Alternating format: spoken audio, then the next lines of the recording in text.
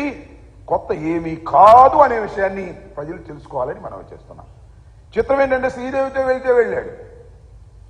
ఎందుకంటే ఆమె పార్టీలో మా పార్టీలో గెలిచిన ఆయనకి ఓటేసింది, క్యాష్ కొట్టి తీసుకుంది. ఇప్పుడు ఆయన అమ్మటే తెలుగుదేశం ఊరేగింపులో తిరుగుతుంది అనుకో, అది వేరే విషయం. ఈయన వెళ్ళాడు. ఎవరైనా పవన్ కళ్యాణ్ పొత్తులు వాళ్ళందరూ రావాల్సిన అవసరం లేదు, ఎవరి పార్టీ వాళ్ళు వెళ్ళొచ్చు. కానీ ఈయన వెళ్ళిపోయాడు ఆయన అమ్మట. నాకు అర్థం కాల. బహుశా గుర్తింపు లేని రాజకీయ పార్టీ కదా ఏది పవన్ కళ్యాణ్ గారి జనసేనకు, దానికి గుర్తింపు లేదు, దానికి ఇంటర్వ్యూ దొరకదు. అందువల్ల చంద్రబాబు నాయుడు గారు చెంచగా వెళ్ళాడు.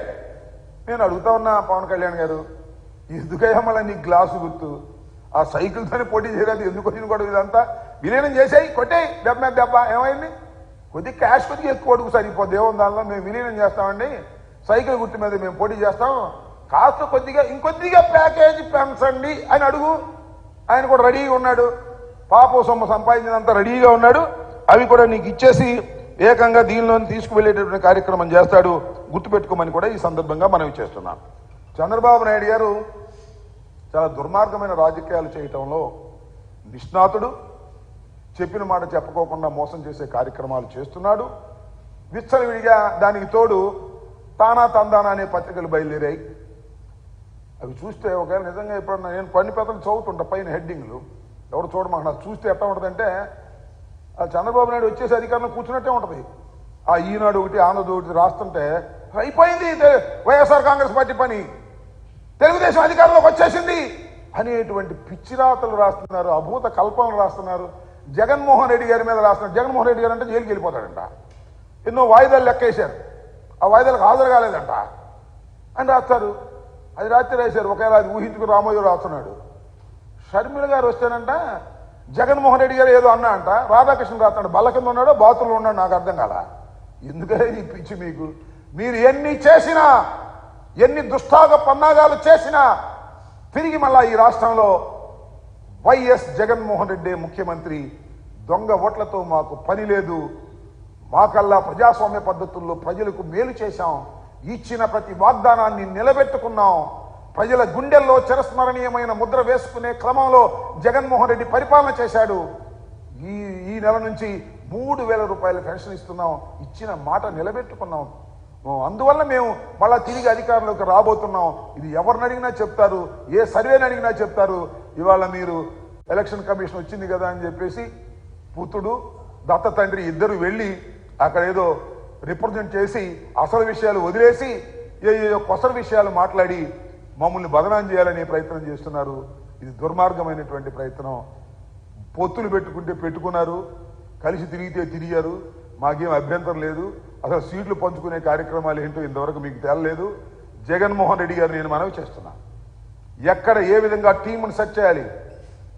జగన్మోహన్ రెడ్డి గారి team 175 plus 25 team is ready. Team రెడీగా పోతా ఉంది. త్వరలో టీంను ప్రకటించబోతా ఉన్నారు. దానిలో అంటే ఆయన్ని మార్చారండి, ఈయన మీకేంటి బాధ?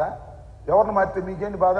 ఏమయ్యా చంద్రబాబు, మేము ఎవరిని మార్చితే మీకేంటి బాధ? మా పార్టీలో మేము మార్చుకుంటాం, సమయాన్ని బట్టి మార్చుకుంటాం, వాళ్ళతో సర్దుకుని మేము టీం రెడీ చేసుకొని సిద్ధమవుతున్నాం. దానికి నువ్వేంటి ఆయన మార్చారే ఏంటో బాధ, ముసలి కన్నీరు. ఈయన మార్చలేదే ఏందో, నువ్వు చెప్పినట్టు మార్చాలని నువ్వు, నాకు అర్థం కాలేదు. నీ పార్టీలో నీ సంగతి చూడు. చాలా చిత్రం ఏంటంటే మీ అందరికీ మనవి చేస్తా, ఈనాడు ఎంత దౌర్భాగ్యంగా ఉంది అంటే, అంబటి రాయుడు క్రికెట్ ప్లేయర్ వైఎస్ఆర్సీపీలో చేరాడు. T20కి దుబాయ్లో ఆడటానికి వెళ్ళబోతున్నాడు. రాజీనామా చేశాడు, రాజకీయాల్లో ఉండకూడదు అని వెళ్ళి. అది ఫ్రంట్ పేజీ వార్త. అంబటి రాయుడు వైఎస్ఆర్సీపీకి రాజీనామా. 5 సంవత్సరాలు ఎంపీగా ఉన్నాడు. కేసినేని నాని వాళ్ళ అమ్మాయి కార్పొరేటర్గా ఉంది. జీర్ణించుకున్న తెలుగుదేశం నాయకుడు చంద్రబాబు అమ్మట తిరిగినవాడు. రాజీనామా చేస్తే అది ఈనాడులో ఆఖరి పేజీ వార్త. ఏం పోయేగాలం వచ్చింది రామోజీ, నాకు అర్థం కాలేదు. ఇలా ఏదో ఒక విధంగా మ్యానిపులేట్ చేసి ఆంధ్రజ్యోతి, ఈనాడు చంద్రబాబు నాయుడు ఏదో గొప్పగా చూపించాలని, జగన్మోహన్ రెడ్డి గారిని చిన్నగా చేయాలని, దుర్మార్గుడిగా చేయాలని మీరు చేసే ప్రయత్నాలు ప్రజలకు అర్థమయ్యాయి. మీరు కక్కే విషం స్పష్టంగా తెలిసిపోతుంది. అందువల్ల ప్రజలు అర్థం చేసుకున్నారు, టోటల్గా ప్రజలు అర్థం చేసుకున్నారు ఈ రాష్ట్రంలో ఉన్నటువంటి పరిస్థితిని. ఈనాడు, ఆంధ్రజ్యోతి, TV5, ఈటీవీ ఇలాంటి పత్రికలు, ABN వాళ్ళు చూపించేటటువంటి విషయాలన్నీ కూడా విషం కక్కే విషయాలు తప్ప వాస్తవాలు కావనే విషయాన్ని తెలుసుకున్న తర్వాత కూడా మీరు ఏదో ఎగబడుతున్నారు, ఏదో రాస్తున్నారు, రాసుకోండి, మాకేం అభ్యంతరం. మీ పత్రిక మీరు రాసుకోండి. ఏదో స్వామి చెప్పినట్టు మీ జాంకాయ మీరు తినండి, ఎక్కడ ముంచుకు తింటారో ఎక్కడ తింటారో మీరు తినండి. మీ పత్రికల్లో మీరు రాసుకోండి. మీరు రాసుకున్నా ఏ విధమైనటువంటి ఇబ్బంది మాకు లేదు. జగన్మోహన్ రెడ్డి గారు ఒక స్పష్టమైన, స్వచ్ఛమైన పరిపాలన చేసి రెండవసారి ఎన్నికలకు సిద్ధమవుతున్నారు. టీం సిద్ధమవుతుంది. ఎన్నికలకు వెళ్ళబోతున్నాం. అత్యంత ఆత్మవిశ్వాసంతో ఎన్నికలకు వెళ్ళబోతున్నాం. ఎవరిని కలుపుకోము, సింగిల్గానే వెళ్తాము. 175+25 వెళ్ళి మొత్తం కొట్టుకొని తిరిగి వస్తాం. గుర్తుపెట్టుకోండి, మిమ్మల్ని చిత్తుగా ఓడిస్తాము. చంద్రబాబు, పవన్ కళ్యాణ్ కలిసిన సీట్లు సర్దుకున్నా ఏమైనా గెలుపు మాత్రం వైఎస్ఆర్సీపీదే. ఎందరూ కలిసినా మమ్మల్ని ఏమీ చేయలేరని ఈ సందర్భంగా తెలియచేస్తూ, ఎన్నికల కమిషన్ దగ్గరికి వెళ్ళి పిచ్చి పిచ్చి వేషాలు వేసేటటువంటి చంద్రబాబు నాయుడు గారికి ప్రజాస్వామ్యం పట్ల విలువ లేదు, ప్రజాస్వామ్యం మీద నమ్మకం లేదు, మ్యానిపులేషన్ మీద మాత్రమే నమ్మి రాజకీయాలు చేసినటువంటి వ్యక్తి.